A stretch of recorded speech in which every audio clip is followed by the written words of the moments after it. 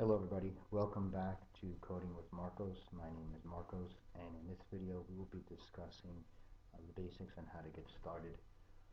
We'll talk about what is HTML, what is an HTML editor, and how to create the basic HTML layout, or what's called the HTML skeleton. So first off, what is HTML? HTML stands for Hypertext Markup Language, and it is basically a computer language that your computer's browser can read. The elements of HTML are called tags, and they are enclosed in angle brackets. And let me show you exactly what I mean by that. So here you see we have, I opened up Notepad, and you can use Notepad, which is in your accessories folder on your laptop, to create web pages. So what is a tag? A tag it consists of an opening and closing tag, and within the tag is an element. So for example, you have your heading tag, which would be H1 is the opening tag, and H1 is the closing tag. So you see you have opening and closing where you have that forward slash. And whatever's in here in between the opening and closing tag is what's called your element. So in this case, it's a heading, which is a type of title. You could write anything in there. Let's say, for example, hello. So again, the structure,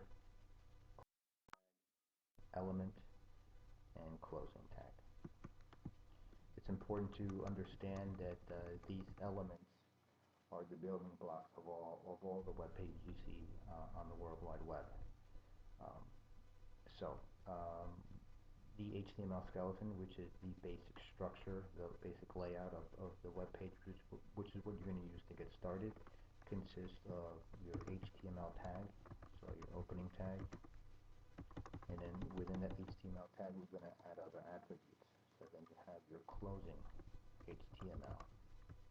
It's important to realize that these tags, most of them come in pairs like this.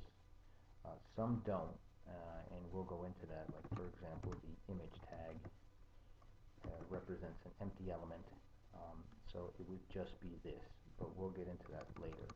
For now, it's important to understand that that tags come in pairs, and you have an opening and a closing tag.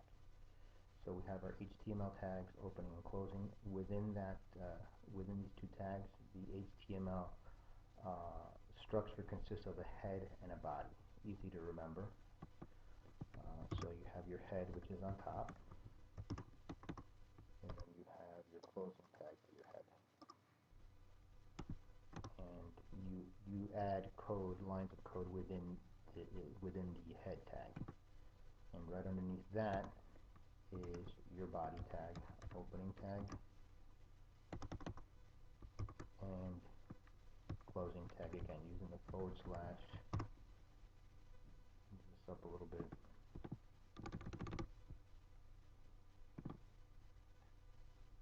Little space. So you can see within the HTML tag, opening, closing, you have head, opening, closing, body, opening, body, closing. And that's basically it. That is the basic structure and what's called the HTML skeleton. So you need to save this as an HTML file in order for your browser to read it. If you just save it the way it is as a text file and you try to open it up, you're just going to open this up and you're not going to open up a web page. So you have to understand that HTML is the language that the browser knows how to read. So you have to save it in that format. So when you go into File, you want to go File, Save As, and you want to get into the habit. You don't have to do this, but you want to get into the habit of saving your home page under the name index, and you're going to see that a lot as you progress in programming. That is the standard method that most developers use. That's a common practice. So you want to do index.html.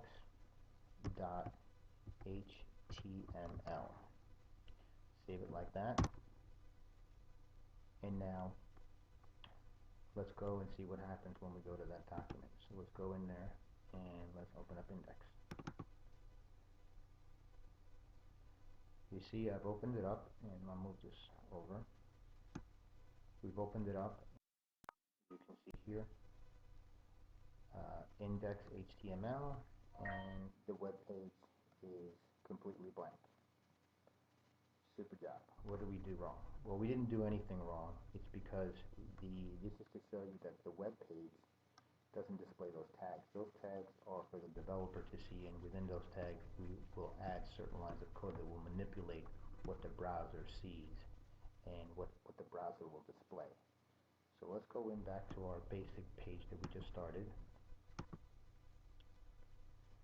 and let's add some text in there so it's visible to the browser. So the browser makes it visible to us rather. So the first couple of lines that we're going to add is within the head. We want to give our web page a title. This will be the title of the web page itself. So you have your opening tag title, and we'll call it homepage. And then we have our closing tag, and you can see the way it is. That closing bracket means that forward slash rather means that it's the closing tag. So we have our home page, and within the body, let's add some text. Let's write in my first web page,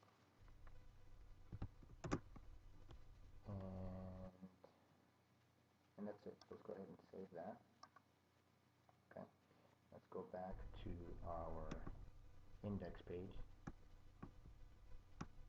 and as you can see here, nothing yet. Let's refresh it now. We've saved it, we've made changes, and now when we hit refresh, now we see that this is changed. So the title of our web page up here is titled homepage, and our text that we wrote within the body tags, my first web page, appears right there, and there you just built your very first web page. Now, as you can see, I use Notepad, but there are what's called HTML editors, and here's a list that I found on Wikipedia.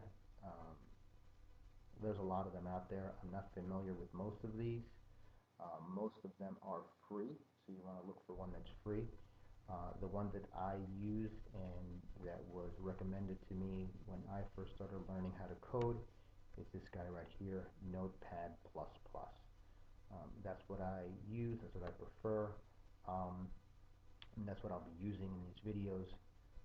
So I would recommend downloading that one. It's free, but of course there are several others that you can see.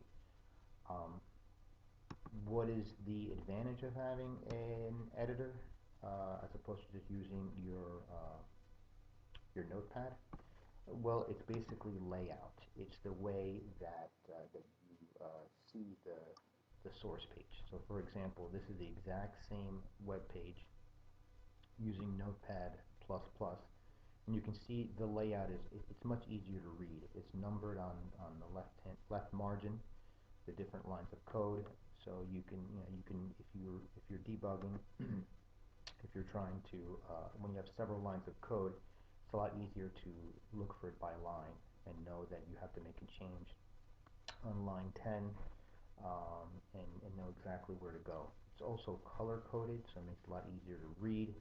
You see that the tags are in blue, and the element within the tag is in a different color text, which stands out more, so it's much easier to see. Another cool feature is you can minimize and maximize the tag. So here we just closed out, we minimized our title tag, and if we click on the plus sign and we maximize it, we open it up and it shows us the element within the tags. Same thing here, a body, which is body opening, closing, the element, which is our text. We minimize it, we can close that out, and if we maximize it, then we can see exactly what's in there. This makes it much easier when you have several thousand lines of code, and you want to just segment uh, the, the source page and look for things much easier. Again, these editors are for our eyes to easily decipher all these lines of code. Um, you're learning a new language, so you got to understand it's like you're learning how to read all over again. So a lot of this stuff is going to seem like gibberish. So creating this structure just makes it easier for our eyes to see. To the computer, it makes no difference. All this space in between, like for example, line 8, this is called white space. Line 11 is called white space. The computer doesn't see this. The computer just sees the tags, and it will execute just the same. To show you an example, here is the same web page, and I basically, let me maximize it, I basically just put all of the tags on one line. You see right there, it's all on one line. Okay, this is saved as index 4. If I open up index 4,